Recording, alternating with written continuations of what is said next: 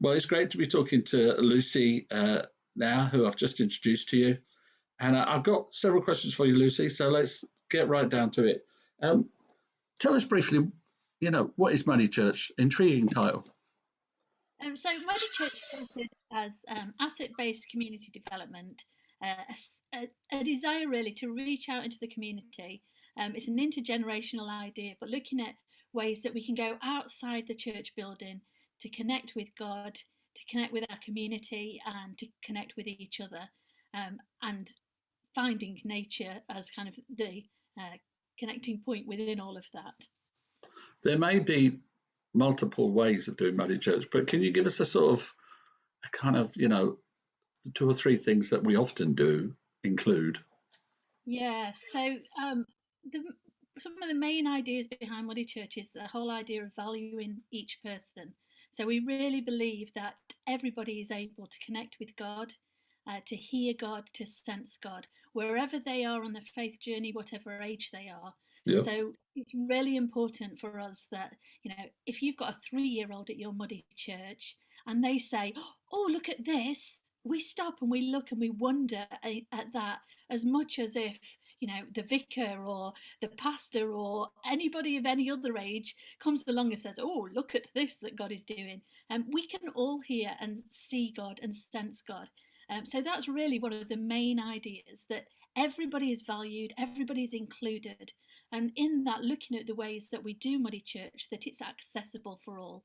Yeah. So not having events that cost a lot of money or that you've got to pay for, having places that Muddy Church can happen that people can access. So local in your community, you've not got to drive to them, you've not got to catch 3 buses, but also that, it's pathways that people can come on and walk on, regardless of if they've got a wheelchair, a pushchair, 4 legs, 2 legs, walking sticks, toddling along, or, kind of needing a little bit of help. So the accessibility is really important in all of the senses. So, so a lot of it involves walking. Are there static moments, or how does that side of things work?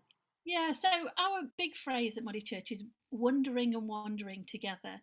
So it's very much not about walking in the sense of we're going on a 10-mile hike. Some people might want to do that, but generally we're looking at engaging people in a wander, just noticing the outdoors, and that's really important.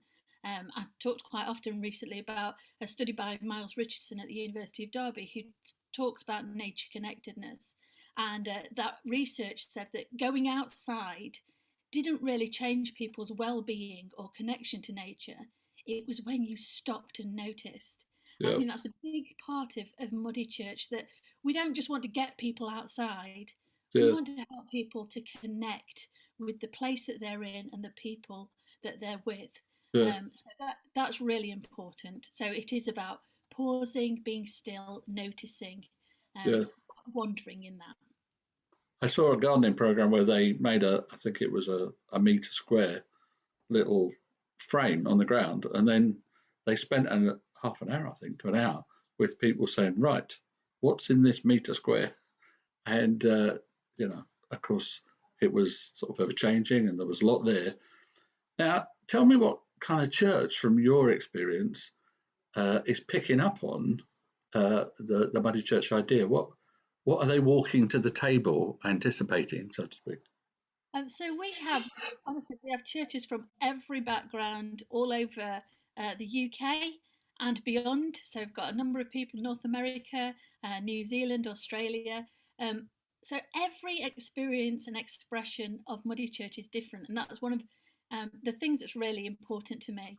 I don't have a big ownership of you must do this and you must do that, because it is about engaging in your community. So for some people, they have lovely church grounds and they can use their church grounds. Other people are using graveyards. Some people are community groups or working with toddlers or in schools. So it really is open to the whole spectrum of people. But looking at what is in your community, what are the treasures and the gifts in your community, and how is God talking to you about how you can use them? Fantastic. Now, we're going through a time of transition where over the next week or two, we're going to be able to gather in groups of 6 and maybe larger groups than that outdoors. Tell us how Muddy Church fits into that transition time between now and June, where we may even be able to go back inside our buildings. So for me, one of the big things with Muddy Church is that it's not kind of just a lockdown solution. We've been doing Muddy Church locally to me since about 2016. So it's a real solution, not just a temporary fix. Yeah. I know for some people it is very much about, I just need something to do right now. And Muddy Church has been really helpful. We've got loads of resources with trails that you can put up in your community.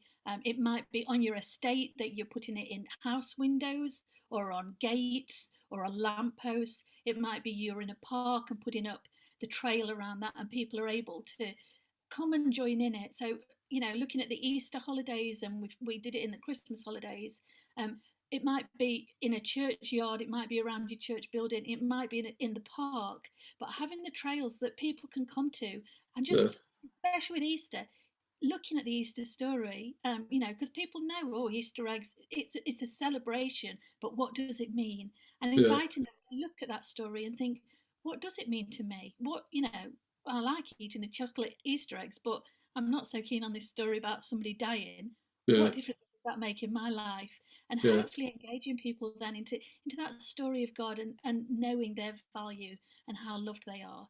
So in this transition time, it's still keeping that focus on sharing God's story, inviting people to know that the church is here and that our message isn't just a dusty old book, but is alive and constantly changing, just like the nature we see around us, and that they're invited into that story and a part of it. Fantastic. So if people think, Easter trails, I'm in for that. You're obviously resourcing people from your website, which is www.muddychurch.co.uk. And you have a variety of resources there that people can put in place for, like now, let's go through it type stuff. Absolutely, loads of resources. They are all free. You don't have to call it Muddy Church. So people contact me all the time. I don't really, we're doing this, but we've already got this toddler group. Can we still use your resources? Yes, you definitely can. You don't need to use the name Muddy Church. If it's not right for your setting, use whatever is appropriate for you. All the resources are free to download, to adjust, adapt, whatever you want to do with them. I'm here. People are very welcome to contact me, and available to kind of support people, or to say, you need to get this risk assessment, or you need to make sure you've got your insurance, or this is how it might work for you. But everything's there and available. Also, we have a Facebook group, Muddy Wanderings, Instagram page, muddy.church, YouTube channel, all the rest of it. So the resources are all there. And adaptability, you might want to do one of the trails, but actually you only want to do one of the sheets. Or we've got the Easter garden, you might want to use that as a social media picture each day, and helping your congregation create Easter gardens in their homes. Lots of different ideas, not just for Easter, but certainly throughout the year. And we've now really got more than a year's worth of resources there for people to use, but adapt them for yourself and your setting. And so you're a big fan of the outdoors generally when it comes to engaging with children and adults, like you say, intergenerationally. What is it that you in your mind you're thinking, we need to be outside the building? Well, if you could sum it up in a couple of sentences, what would you say? Why is being outside the building a good thing? It's just the whole idea about your physical well-being, emotional well-being, spiritual well-being is so important, and we find that in that connection with nature. I always go back to Genesis 3, God walking in the garden with Adam and Eve, and calling for them as they were hiding and aware of their kind of shame and sin, and that they hadn't done the right thing. But God went looking for them in the garden. He didn't say, let's meet up in a building. He didn't say, I'll build you this wonderful cathedral and you can meet me there. He walked with them in the garden, and a whole theology around the restoration of that in the risen Jesus, yeah, and the gardener in the tomb. But this mm, idea of a God who wants to be with us, yeah, and we notice him in yeah, nature and connect with him in that way. yeah, yeah.